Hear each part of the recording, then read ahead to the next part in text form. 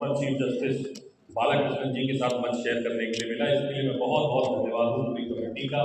आपका जो highest authority आप कह लीजिए, जो संविधान पे बात कह सकती है, उसकी रक्षा कर सकती है, उसके साथ एक साथ बैठने को मिला।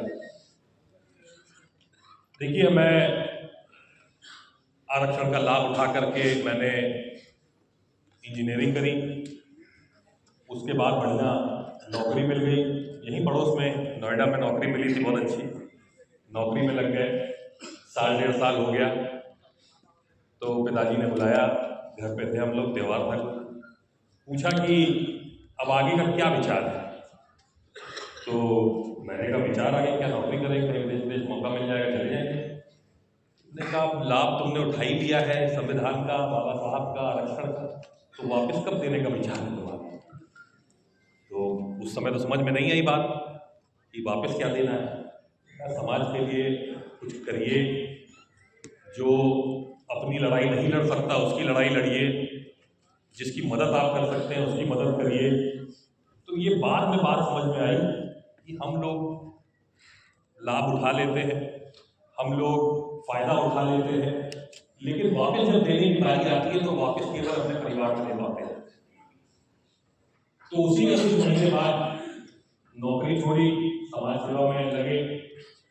7 साल 8 साल लग गए जनता को विश्वास दिलाने में कि हाँ, आपके लिए हम लड़ाई लड़ सकते हैं और आप हमें चुनिए। 4-5 चुनाव हारा हूँ मैं। उसके बाद इस बार जनता ने देखा कि हाँ, संघर्ष आपने किया, लड़ाई लड़ी, धरने दिए, आपके काम करवाए, तब जा करके यहाँ पद पे बैठने का मौका मिला। और इसमें विशेष जो योगदान था वो अपने समाज का है, क्योंकि जब समाज पलटा तो बड़ी बड़ी सीटें पलट गई, बड़े बड़े मंत्री और कैबिनेट मंत्री हार गए, साधारण कई सारे व्यक्ति जीत गए जिसके साथ समाज खड़ा रहा। तो ये बताता है कि हमारे देश में जब एकजुट होकर के दलित समाज ने, डिप्रेस क्लासेस ने किसी का समर्थन किया है तो वो हमेशा जीता है। बस दिक्कत की बात यह है कि एकत्रित होने में, संगठित होने में बहुत समय लग जाता है। हम लोग बहुत ही विशेष परिस्थितियों में हम एक साथ होते हैं। इसलिए मैं एक बार और धन्यवाद देना चाहता हूँ कि बाबा साहब की कही हुई बात पे चलने के लिए, संगठित होने के लिए जो कहा बाबा साहब ने, उसको आपने प्रैक्टिकल किया। आपके जो ऑल इंडिया फेडरेशन जो है, आपने सारे संगठनों को एक साथ संगठित करने का जो काम किया है, इसका बहुत बहुत धन्यवाद है। बाबा साहब ने संगठित होने को कहा, आपने उसको प्रैक्टिकली अप्लाई किया। लेकिन हमें समाज में जरूरत है आज ये करने की। देखिए, सरकार कोई भी आए, किसी भी पार्टी की सरकार आए, किसी भी गठबंधन की सरकार आए, लेकिन जो दलित समाज, ओबीसी समाज, पिछड़े समाज की जितनी समस्या है वो वहीं की वहीं रह जाती है। उसमें कानून बनते हैं, कई सारे कानून बनते हैं, हम लोग तारीफ करते हैं हर सरकार की कि आपने फलाना कानून बना दिया, ये हमको, हमारे समाज को दे दिया। लेकिन आखिरी में क्या होता है कि जो इम्प्लीमेंटिंग एजेंसी होती है ग्राउंड पे, वो इम्प्लीमेंटेशन उन कानूनों का, उन रूल्स का कतई नहीं करती। हम लोग आंकड़े देखते हैं कि अत्याचार, प्रिवेंशन ऑफ एट्रोसिटीज एक्ट बढ़ती जा रही है, बहुत सारी बढ़ती जा रही है। ये बढ़ी नहीं है, ये हमेशा से उतनी ही थी। बस समाज जागरूक हो गया है। कोई ना कोई हमारा साथी भाई या बहन मोबाइल लेके पहुंच जाता है, कोई वकील है हमारे समाज में, कोई जस्टिस है, आपके बीच में भी थे, आईपीएस बन गए हैं। तो अब ये जागरूक हो करके कम से कम FIR लिखवा देते हैं, कुछ ना कुछ एक्शन हो जाता है थोड़ा मोड़ा, तो लिखा पढ़ी में आ जाता है।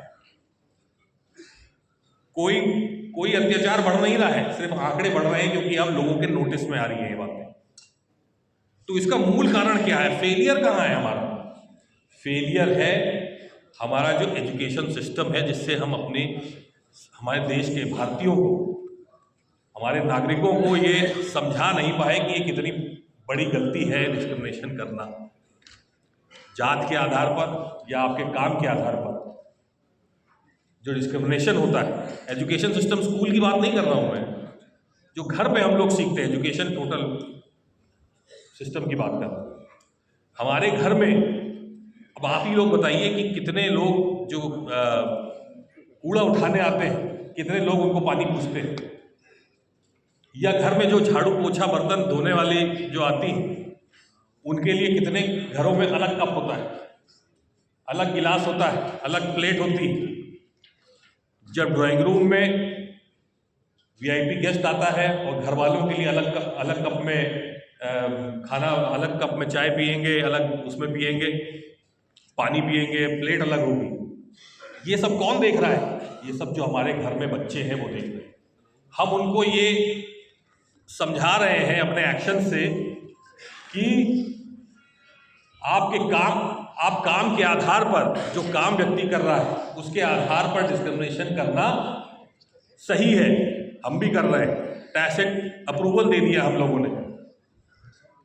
तो ये सिस्टम हमको चेंज करना है, क्योंकि जब ये सब जो अत्याचार हो रहे हैं, जो डिस्क्रिमिनेशन है इस जात के आधार पर, ये जब ही खत्म होगा जब मानसिक एक रेवोल्यूशन होगा, मेंटल रेवोल्यूशन जब आएगा समाज में, जब मानसिकता बदलेगी लोगों की। और ये कानून बनाने से, रूल बनाने से, डरा करके, धमका करके नहीं हो सकता। ये बैठा करके, समझा करके और अपने एक्शन से दिखा करके अपने अगली पीढ़ी को, तभी ये हो सकता है। तो इस पे हमको विचार करने की जरूरत है आज कि ये बदलाव कैसे लाया जाए, क्योंकि जिस तरह से चलता आ रहा है उस तरह से तो बदलाव होना बड़ा मुश्किल लग रहा है। लोग कह रहे थे कि पढ़ लिख जाएंगे लोग, 2-4 किताबें पढ़ लेंगे तो फिर शायद ये हट जाए, लेकिन अभी आप देख लीजिए रिजर्वेशन में प्रमोशन मांग रहे हैं, तो सबसे बड़ी, उससे ज़्यादा पढ़ी लिखी क्या कौन सी सर्विस है? उनको प्रमोशन में रिजर्वेशन मांगना पड़ा क्योंकि नहीं मिल रहा है। तो ये सिस्टम जो है इसको बदलने की ज़रूरत है। और जो इस तरह की गोष्ठियाँ होती हैं, इस तरह की जो गैदरिंग होती है जिसमें सब बहुत ही पढ़े लिखे अच्छे समाज पढ़ लिख करके और बने हैं लोग, आप अच्छे पदों पे हैं, ताकतवर लोग हैं आप, जब आप लोग विचार करेंगे, गोष्ठी करेंगे कि किस तरह से समाज में बदलाव लाया जाए। भाई मैं तो समाज में बदलाव तब मानूंगा कि जब बराबरी एकदम समाज में आ गई है, जब समाज स्वयं कह दे कि अब हमें आरक्षण की जरूरत नहीं, अब हमको बराबरी है, हमें कहीं डिस्क्रिमिनेशन नहीं है, हमारे अवसर की समानता है हमारे पास, और हमें आज अब आरक्षण नहीं चाहिए। तो ऐसी जब सोच आएगी तब मैं मानूंगा कि समाज जो है, पूरा समाज बदल चुका है, हिंदुस्तान बदल चुका है, भारत बदल चुका है। बस यही मुझे आपके बीच में रखनी थी, ज़्यादा समय नहीं है, मुझे लग रहा है कि देर मुझे भी हो रही है, जाना है कहीं। बहुत बहुत धन्यवाद आप सभी का सुनने के लिए, मुझे आमंत्रित करने के लिए। जय हिंद, जय भारत।